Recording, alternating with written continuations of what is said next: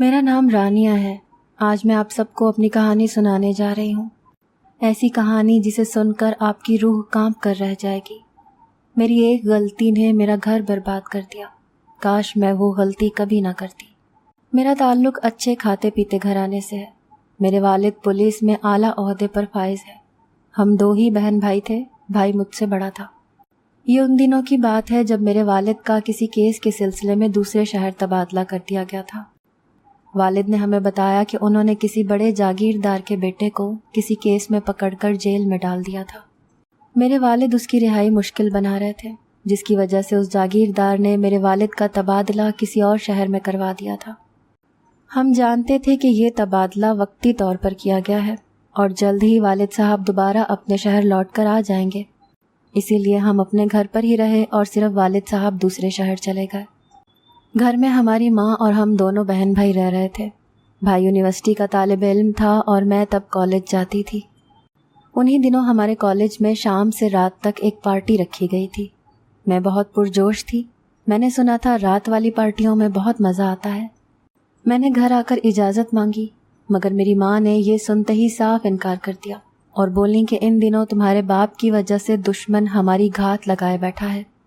ہم گھر میں بھی محفوظ نہیں ہیں اور تم باہر جانے کا کہہ رہی ہو۔ میں مایوس ہو گئی۔ میں نے ماں کو منانے کی بہت کوشش کی، مگر وہ نہیں مانی۔ میں نے اپنے بھائی سے درخواست کی کہ وہ مجھے اپنے ساتھ لے جائے، مگر میری ماں نے اس کی بھی اجازت نہیں دی۔ انہیں بیٹا بھی عزیز تھا۔ میں اس پابندی اور میری نظر میں بلا وجہ کی روک ٹوک سے اب تنگ آ چکی تھی۔ آج تک ہم محفوظ ہی تھے اور مجھے لگنے لگا تھا کہ میرے گھر والے بات کا بتنگڑ بنا رہے تھے۔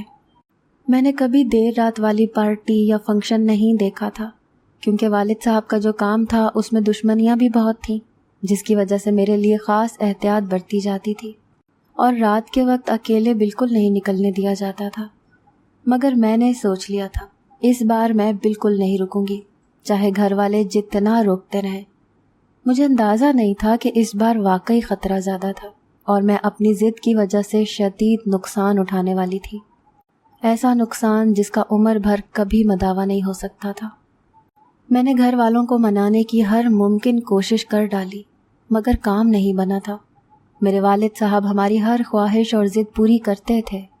میں نے انہیں کال کر کے پارٹی کا بتایا اور التجا کی کہ وہ مجھے جانے دیں، مگر وہ بھی مجھے سمجھانے لگے اور وعدہ کرنے لگے کہ اگلی مرتبہ مجھے جانے دیا جائے گا، مگر اس بار میں ضد نہ کروں۔ مجھے شدید غصہ آیا۔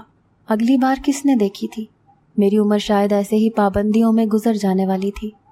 میں نے جب دوستوں کو اپنا مسئلہ بتایا تو وہ پہلے تو افسوس کا اظہار کرنے لگی کہ میں پارٹی میں نہیں آ سکتی، مگر جب میں نے ان سے کوئی مشورہ مانگا جس سے میں اپنا پارٹی میں جانا یقینی بنا سکوں، تو انہوں نے مجھے ایک ایسا مشورہ دیا جسے سن کر میں بری طرح گھبرا گئی تھی۔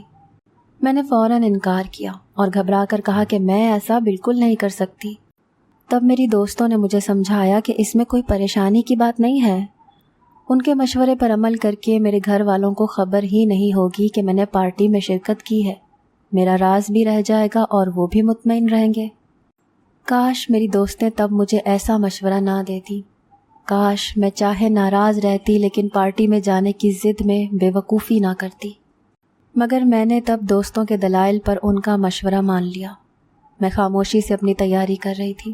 میں نے پارٹی کے لیے سوٹ بھی چن لیا تھا اور اندر ہی اندر اپنے کمرے میں سب کچھ چھپا دیا تھا۔ اور جب پارٹی والا دن آیا تو میری ماں اور بھائی سارا دن میرے ساتھ لگے رہے۔ وہ مجھے بہلا رہے تھے تاکہ میں ضد نہ کروں، نہ ہی اداس ہوں۔ میں منہ بنائے رہی تاکہ انہیں مجھ پر شک نہ ہو سکے۔ رات کے وقت معمول کے مطابق جب میں اپنے ماں اور بھائی کو دودھ دینے لگی تو میرے ہاتھ کپ کپا رہے تھے۔ مجھے بار بار دوستوں کا مشورہ یاد آ رہا تھا۔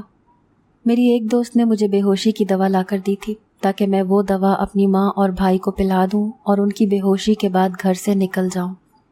میں ایسا کرنے سے گھبرا رہی تھی، مگر میرا دماغ مجھے دلائل دے رہا تھا کہ اس میں کچھ غلط نہیں ہے۔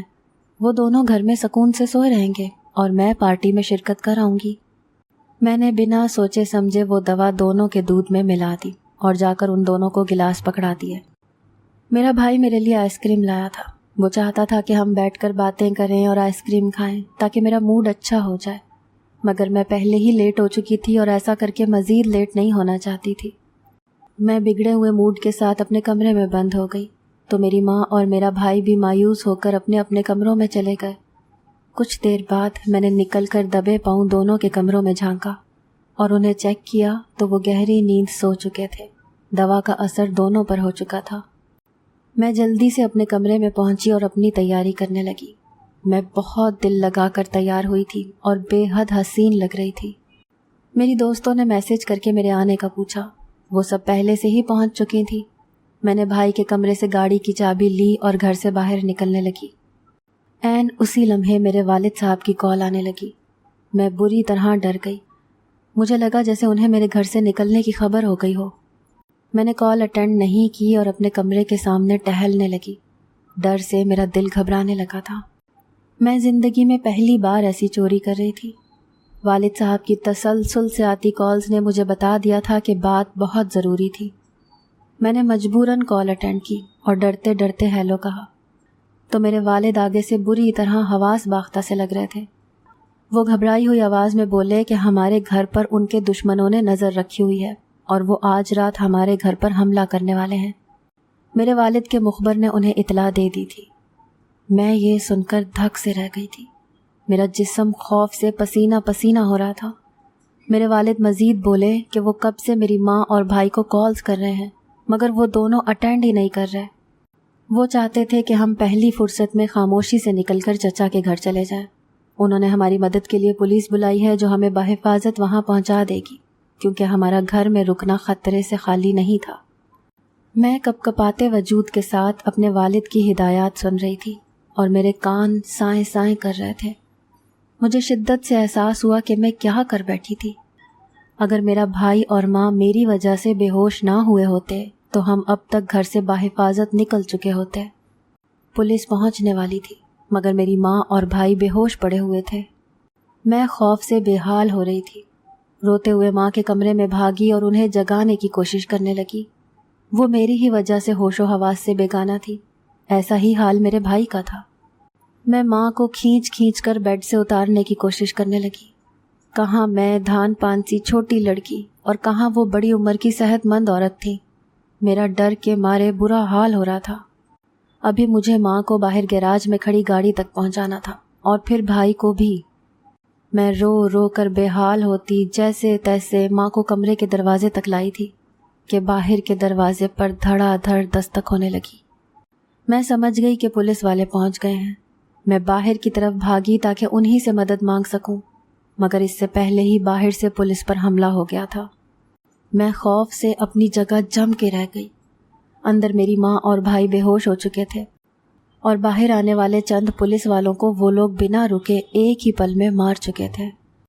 मेरा जिस्म खौफ से खुश्क पत्तों की मानिंद लरज रहा था। मैंने गर्दन घुमाकर माँ को देखा जो अपने कमरे के दरवाजे पर फर्श पर पड़ी हुई थी। मैं रोते हुए भागी और उन्हें वापस कमरे की तरफ लेकर जाने लगी। बेहद रोने और डरने की वजह से मेरे अंदर ताकत बिल्कुल ख़त्म हो चुकी थी। उसी वक्त घर में ढेर सारे मर्द दाखिल हुए। उन्होंने घर की सब चीज़ें उठा उठा कर फेंकना शुरू कर दी। मैं कमरे के दरवाजे को बंद कर गई थी मगर एक बंदे ने लात मारकर वो दरवाज़ा तोड़ दिया और अंदर दाखिल हो गए। वो मेरी माँ पर तशद्दुद करने लगे और कुछ मर्द दूसरे कमरे में पहुंचकर मेरे बेहोश पड़े भाई को मार रहे थे। मैं अजियत के मारे बुरी तरह चीखने लगी जब उनकी तवज्जो मेरी तरफ हुई। एक कमसिन और हसीन लड़की उनके सामने थी। उनकी आंखों में हविस टपकने लगी। मेरी माँ और भाई को गोलियों से भून कर मारते हुए वो मुझे घसीटते हुए बाहर लाउंज में लाए और फिर उसके बाद जो मेरे साथ हुआ वो सब कयामत खेज था। उन सब ने मुझे बेजान गुड़िया की तरह इस्तेमाल किया था और मुझे कोई बचाने वाला नहीं था। मैं अपनी माँ और भाई की मौत के गम से नढाल अपनी इज्जत लुटवाती रही और जब मैं बेहोश हो गई तो उन्होंने मेरे दोनों बाजू और दोनों टांगों पर गोलियां मारकर मुझे मफलूज कर दिया। जब तक मेरा बाप और पुलिस पहुंची मैं नीम मुर्दा हालत में उधड़ी हुई सी मिली थी।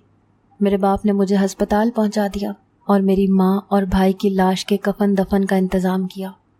मैं बहुत लंबे अरसे बाद हवास में लौटी थी। अब मैं बिस्तर पर एक ही हालत में पड़ी रहती हूँ। मेरे बाप ने पुलिस की नौकरी छोड़ दी है और वो नीम पागल से हो चुके हैं। میں آج تک اسی پچھتاوے میں مبتلا ہوں کہ کاش میں اس روز ضد نہ کرتی، کاش میں اپنی ماں اور بھائی کو بے ہوش نہ کرتی، کاش میری دوستیں مجھے وہ مشورہ نہ دیتی۔ میرے پاس ڈھیروں پچھتاوے ہیں اور آنکھیں رو رو کر تھک چکی ہیں۔ میری زندگی جانے ابھی کتنی باقی ہے؟ میں رو رو کر اللہ سے موت کی دعا مانگتی رہتی ہوں، اور میرا باپ ہمارے گھر کے ہر کمرے میں جا جا کر اکثر میرے بھائی اور میری ماں کو پکارتا رہتا ہے۔